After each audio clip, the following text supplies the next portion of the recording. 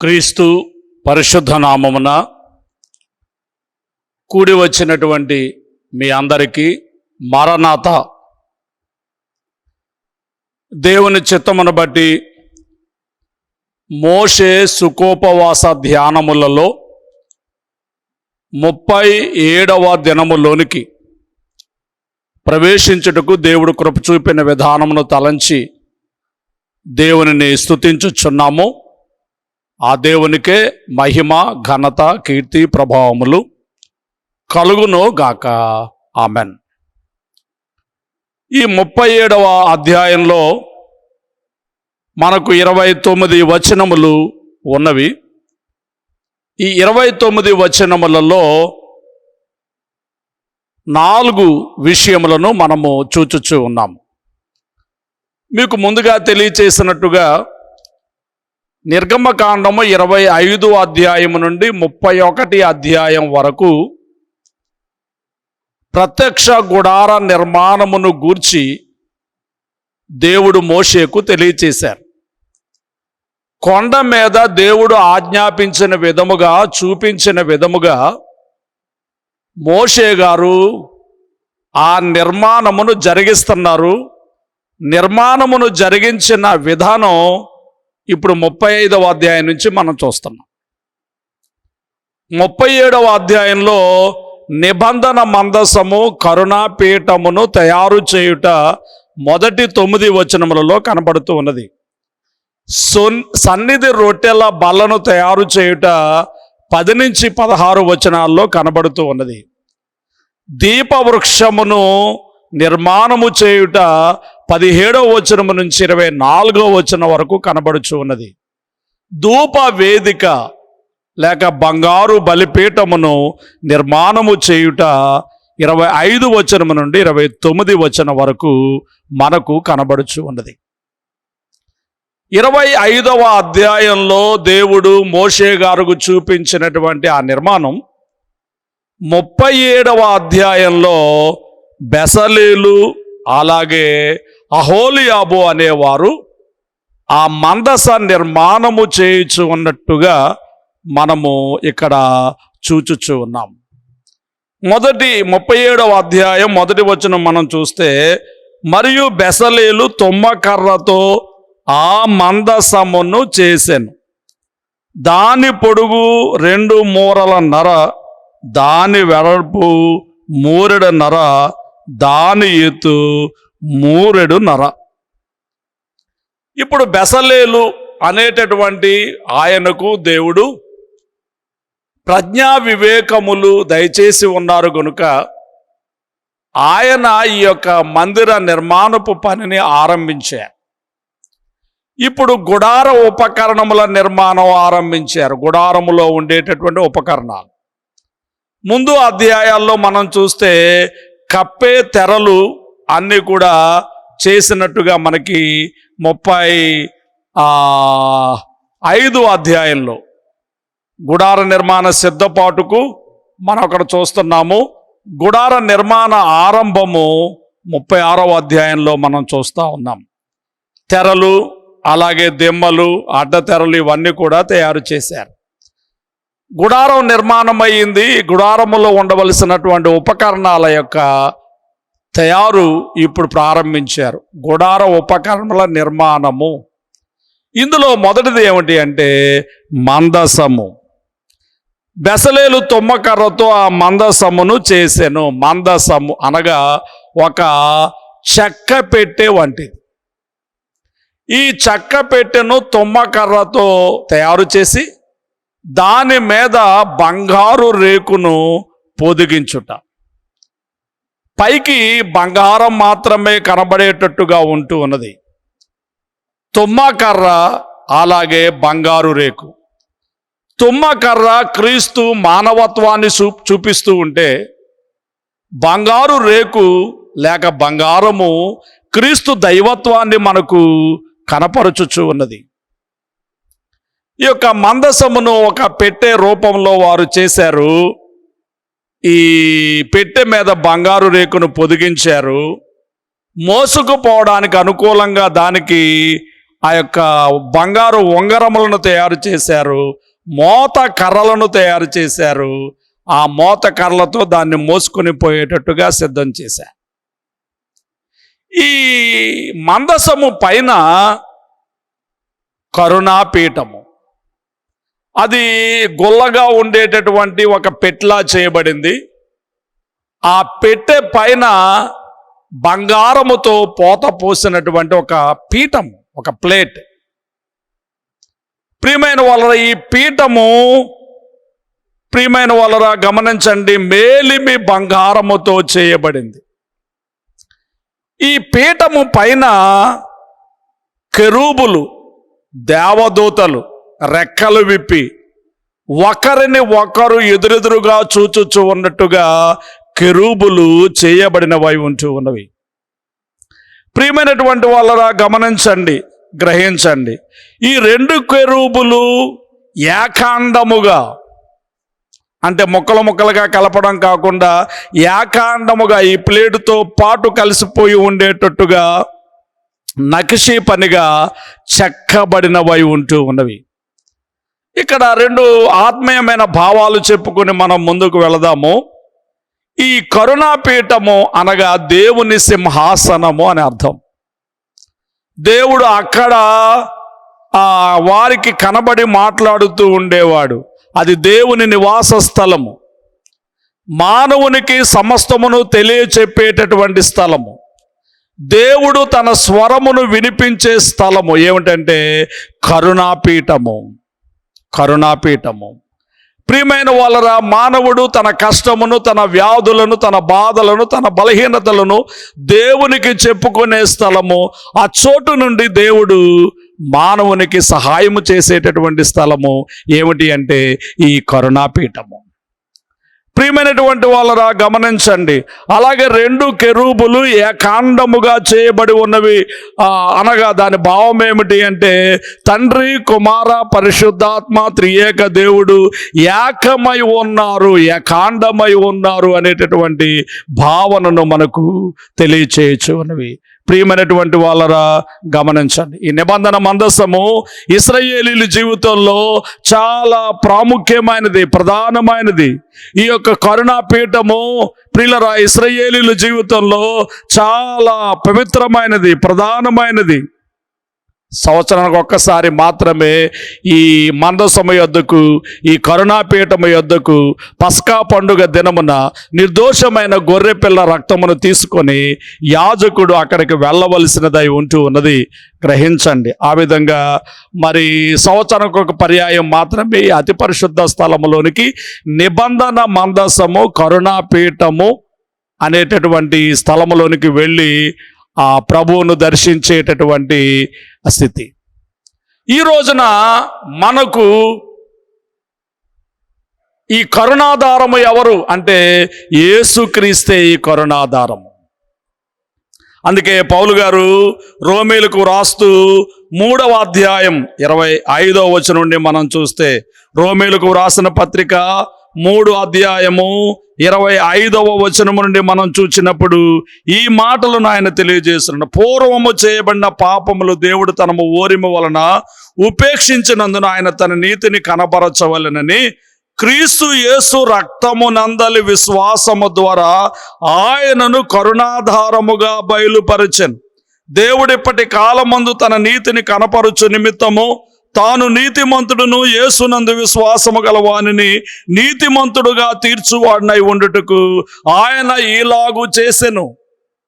నేటి దినముల యందు మనకు కరుణాధారము ఎవరు అంటే యేసుక్రీస్తే ఈ కరుణాధారము.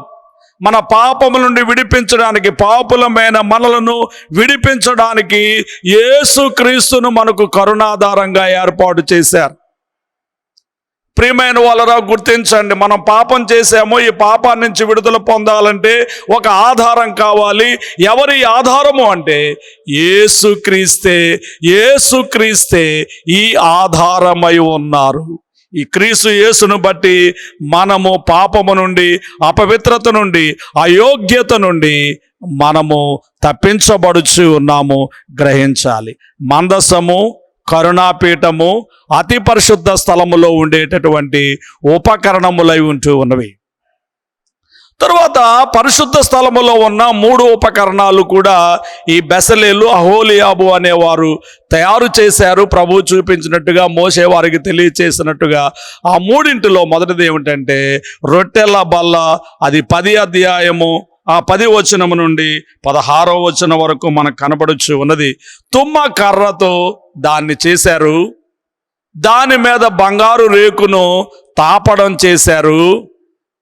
దానిపైన దేవుని సన్నిధిలో రొట్టెలు పెడతారు. రొట్టెలు అంచేత దీన్ని ఏమన్నారంటే రొట్టెల బల్ల. దేవుని సముఖమున నిత్యము రొట్టెలుంచుటకు గాను ఈ బల్లను తయారు చేసి, ఈ బల్లను సిద్ధం చేసి, ఈ బల్ల మీద ఆ రొట్టెలను ఉంచినట్టుగా మనము చూచుచూ ఉన్నాం. బల్ల సహవాసాన్ని సూచిస్తూ ఉంది. బల్ల భోజనమునకు గుర్తుగా కనబడుతూ ఉన్నది. ప్రియమైన వాళ్ళరా గమనించండి. అనగా ఈ బల్ల జీవాహారమైనటువంటి యేసుక్రీస్తు వారికి సాదృశ్యముగా ఉన్నది. జీవాహారం అనే యేసుక్రీస్తు వారికి ఈ బల్ల సాదృశ్యము. యోహాను సువార్తలు 6వ అధ్యాయాన్ని మనం చూస్తే అది రొట్టెల అధ్యాయంగా మనం చూస్తున్నాం. జీవపు రొట్టె అయినటువంటి యేసుక్రీస్తును గూర్చి ఈ మాటలు తెలియచేయబడతా ఉన్నాయి. జీవాహారమును నేనే. మీ పితరులు అరణ్యములో మన్నాను తినను చనిపోయినారు. దీనిని తినువాడు చావకుండానట్లు పరలోకము నుండి దిగి వచ్చిన జీవాహారమును నేనే. దీన్ని తినువాడు ఎల్లప్పుడూ జీవించును అంటూ ఈ జీవపు రొట్టె యొక్క ప్రాధాన్యతను ఆయన తెలియచేశారు. ఈ రొట్టెల బల్ల జీవపు రొట్టె అయినటువంటి యేసుక్రీస్తును మనకు సాదృశ్యంగా తెలియచేస్తూ ఉన్నది.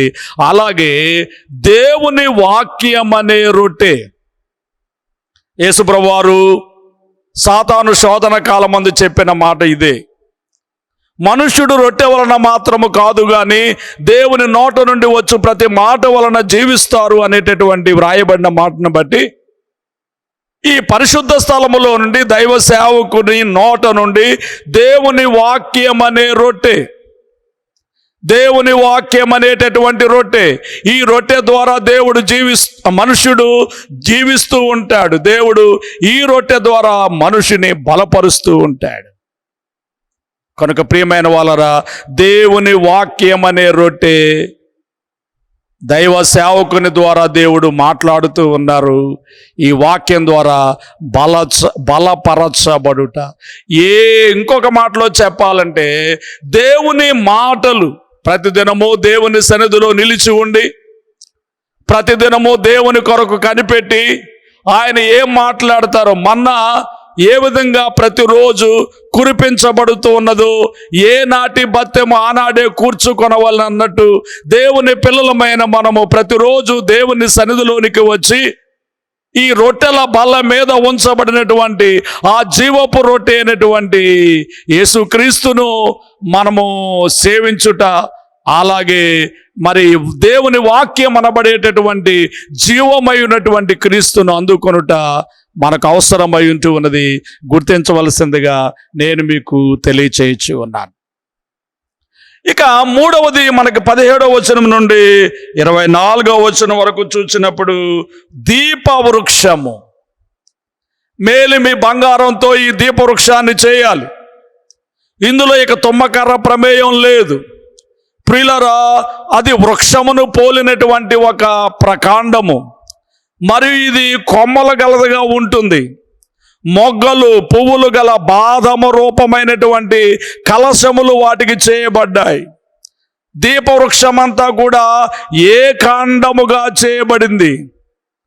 ఇది సుమారుగా ఒక 100 కేజీల బంగారముతో 100 కేజీల బంగారముతో ఇది చేయబడినట్టుగా పండితులు తెలియచేస్తూ ఉన్నారు.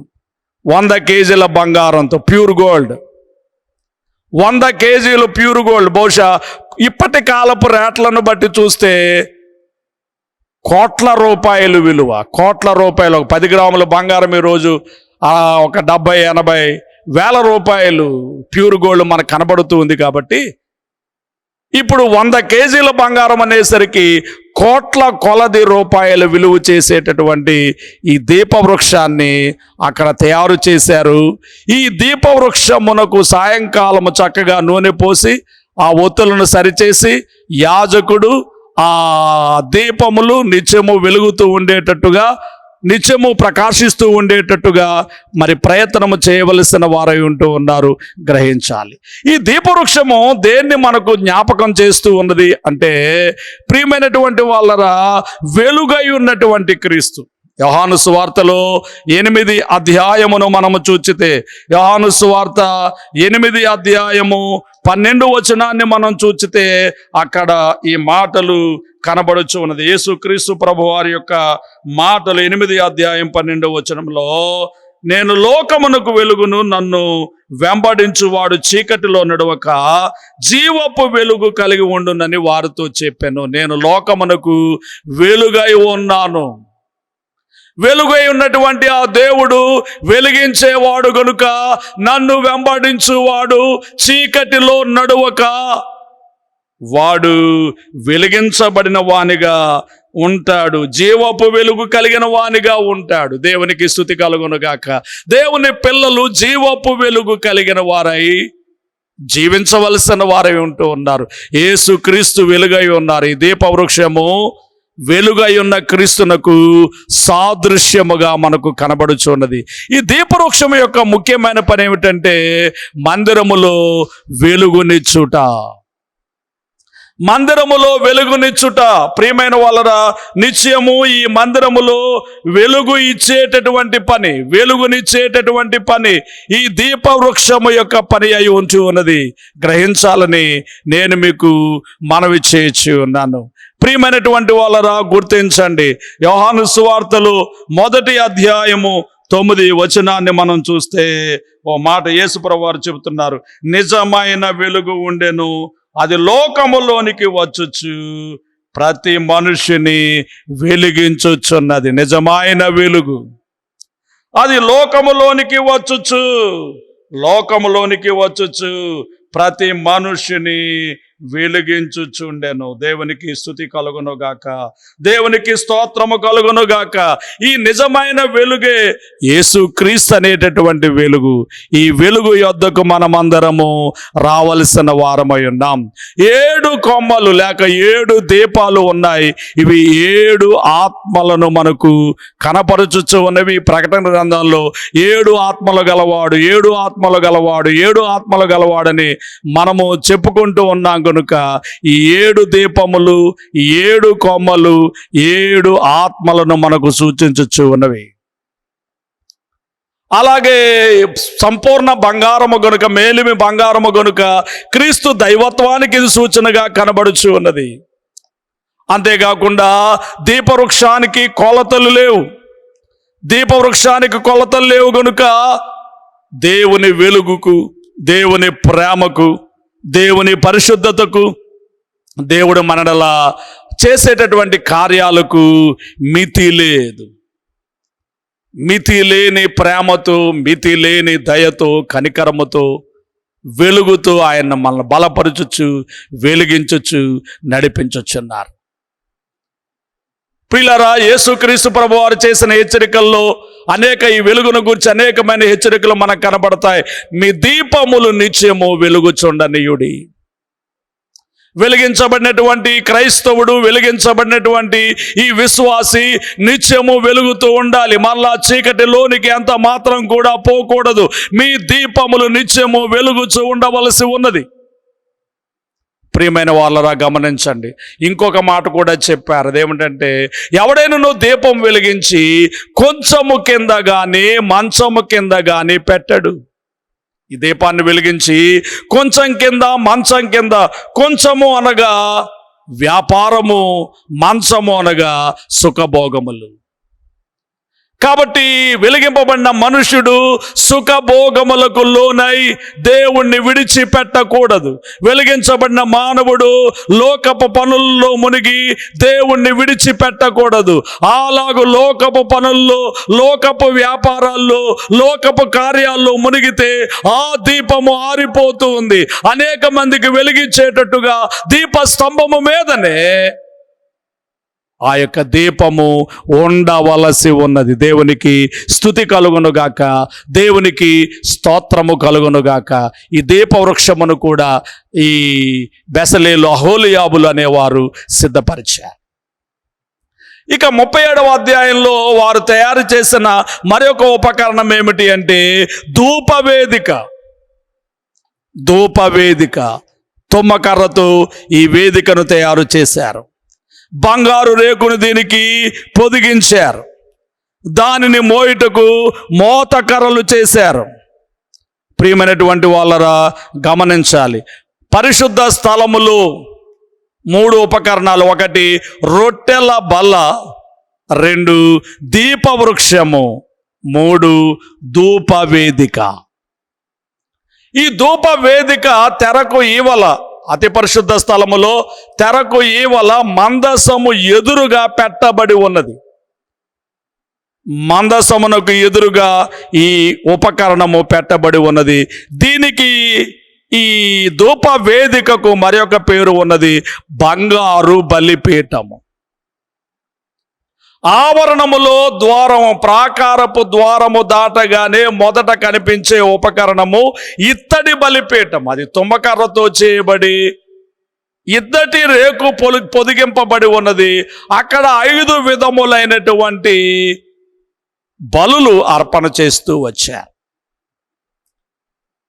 ఇక్కడ ఈ బంగారు బలిపీఠము దగ్గర ఇది తుమ్మకర్రతో చేయబడి బంగారు రేకుతో పొదిగింపబడింది గనక దీన్ని బంగారు బలిపీఠము అన్నారు, దానిని ఇత్తడి బలిపీఠము అన్నారు. అక్కడ బలి పశువు బలి చేయబడుతూ ఉన్నది. అక్కడ విశ్వాసికి రక్షణ లభిస్తూ ఉన్నది. ఇక్కడ ధూపము వేయుట ప్రార్థనకు సూచనగా మనకు కనబడుచు ఉన్నది. ప్రియమైనటువంటి వాళ్ళరా గమనించండి, ఈ ధూప వేదిక విజ్ఞాపన చేయుచున్న యేసుక్రీస్తు ప్రభువు వారికి సూచనగా మనకు కనబడుచు ఉన్నది.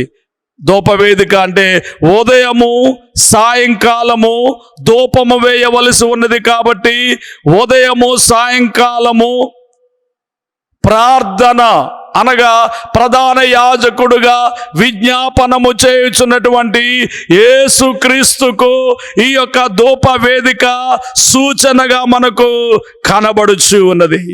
హెబ్రీయులకు రాసినటువంటి పత్రికలు 7 అధ్యాయము 25 వచనాన్ని మనం చూస్తే, హెబ్రీయులకు రాసిన పత్రిక 7 అధ్యాయము 25 వచనము, ఈయన తన ద్వారా వచ్చు వారి పక్షమున విజ్ఞాపనము చేయుటకు నిరంతరము జీవించుచున్నాడు గనుక వారిని సంపూర్ణముగా రక్షించుటకు శక్తివంతుడై ఉన్నాడు. ఇంకొక మాట కూడా మనం చూస్తే, రోమీలకు రాసినటువంటి పత్రిక 8 అధ్యాయము 34 వచనం చూడండి. రోమీలకు రాసిన పత్రిక 8 అధ్యాయం 34 వచనంలో, శిక్ష విధించువాడెవడు? చనిపోయిన క్రీస్తు యేసే. అంతేకాదు మృతులలో నుండి లేచిన వాడును, దేవుని కుడి పార్శ్వమున ఉన్నవాడును, మన కొరకు విజ్ఞాపనము కూడా చేయువాడును ఆయనే. ప్రియమైన వాళ్ళరా గమనించండి, మన కొరకు విజ్ఞాపనము చేయువాడు ఆయనే. ఒక్కసారి యేసు ప్రభువుల వారి జీవితాన్ని మనం పరిశీలన చేసినట్లయితే, ఒక సత్యం మనకు కనబడుతూ ఉన్నది. ఆయన భూలోకమునకు నరావతారం ఎత్తి రాకమునుపు తండ్రిలో ఐక్యమై ఉన్నారు. దేవదూతగా ఆయా సమయాల్లో మరి ఆయన ప్రత్యక్షమవుతూ వచ్చారు, ఆయన కార్యాన్ని జరిగిస్తూ వచ్చారు. మనం ఎరుగుదాం. సమయం వచ్చినప్పుడు, కాలము పరిపూర్ణమైనప్పుడు యేసుక్రీస్తుగా ఆయన నరావతారం ఎత్తి ఈ లోకంలో జన్మించినట్లు మనం ఎరుగుదుము. జన్మించిన తరువాత 30 సంవత్సరాలు తల్లిదండ్రుల వద్దనే ఉండి మానవులందరికీ మాదిరికరమైన జీవితాన్ని ఆయన జీవించారు. ఆ తరువాత ఆయన 3.5 సంవత్సరాలు ఈ భూమి మీద ఘనమైనటువంటి సేవ, బలమైనటువంటి సేవ చేశారు. బలమైన బోధలు వినబడ చేశారు. ఉపమానాలతో అనేకమైన సత్యములను లోకమునకు వెల్లడి చేశారు. అలాగే ఏకాంతంగా ఆయన ప్రార్థనలు చేశారు. అలాగే మనుషుడు నడవవలసిన మార్గములన్నిటినీ కూడా ఆయన చేసి చూపించారు. ప్రియమైన వాళ్ళ తరువాత ఎందుకొరకైతే ఆయన ఈ భూలోకానికి వచ్చారు, ఆ కార్యం చేయడానికి శిలువ యజ్ఞములో ఆయన పాలు పంచుకొని అన్యాయపు తీర్పును పొందిన వాడై శిలువలో యజ్ఞమై యాగమై బలి అయి తన ప్రాణాన్ని శిలువలో అప్పగించి చనిపోయి 3వ దినమున తిరిగి తన ప్రాణాన్ని తీసుకొని తిరిగి లేచి శిష్యులైన వారికి కనబడి వారందరినీ బలపరిచి సేవ కొరకు సిద్ధపరిచి నేను మీ మీదకి ఆత్మను పంపుతానని వాగ్దానం చేసి ఆరోహణమై 40 రోజుల తరువాత పరలోకానికి ఎక్కువ వెళ్ళి 10 రోజుల తరువాత ఆత్మను వారి మీదకి పంపుట ద్వారా వారందరూ ఆత్మతో నింపబడి బలమైనటువంటి సంఘంగా కట్టబడిన చరిత్ర మనం చూస్తున్నాం. ఆనాటి నుంచి ఈనాటి వరకు ఈ సంఘము అభివృద్ధి పరచబడుతూ ఆశీర్వదించబడుతూ విస్తరింపబడుచు అన్నది ఇది మనం ఎరిగిన విషయం. అయితే ఇక్కడ నేను చెప్పాలనుకునే అంశం ఏమిటంటే 30 సంవత్సరాలు ఆయన తల్లిదండ్రుల దగ్గర మాదిరికరమైన జీవితం జీవించారు. 3.5 సంవత్సరాలు ఆయన సేవ చేశారు. తరువాత చనిపోయి తిరిగి లేచి పరలోకానికి ఎక్కి వెళ్ళారు. ఎక్కి వెళ్ళి తండ్రి కుడి ప్రక్కన కూర్చుండి ఆయన చేయుచున్న పని ఈ 2000 సంవత్సరాల నుండి ఆయన చేయుచున్న పని ఏమిటి అంటే మన కొరకు విజ్ఞాపనము చేయుచున్నారు. దేవునికి స్తుతి కలుగునుగాక. ఈ ధూపవేదిక విజ్ఞాపనము చేయుచున్న యేసు క్రీస్తును మనకు కనబరుచుచు ఉన్నది. అదే మనకు హెబ్రీయులకు రాసిన పత్రికలో 7వ అధ్యాయం 25వ వచనంలోను, రోమా పత్రిక 8వ అధ్యాయము 34వ వచనములోను మనకు చూపించుచున్నటువంటి సత్యములై ఉంటూ ఉన్నవి. కనుక ప్రియమైనటువంటి వాళ్ళరా, ఈ ధూప వేదిక యొద్ద విజ్ఞాపనము చేయుచున్నటువంటి క్రీస్తు మనకు కనబడుచు ఉన్నారు. ఈ ధూప వేదిక ఎడతెగక ప్రార్థన చేసేటటువంటి ప్రార్థనను మనకు చూపించుచు ఉన్నది. ఎడతెగక ప్రార్థన చేయుడి.